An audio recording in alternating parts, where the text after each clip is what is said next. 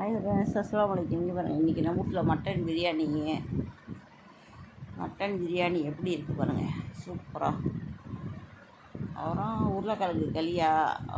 தாத்தாக்கு பிரியாணி பிடிக்காது, அதனால் உருளைக்கிழங்கு களியா வச்சாச்சு.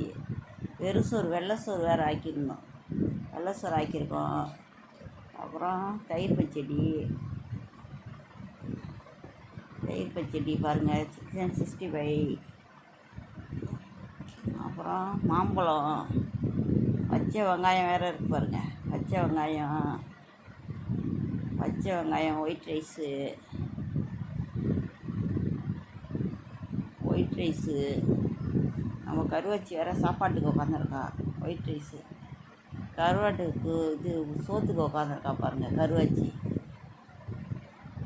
பாவம், என்ன செய்வா, ஊர் பசிக்குது இல்லை. பாருங்கள் மக்களை, லைக் பண்ணுங்கள், ஷேர் பண்ணுங்கள்.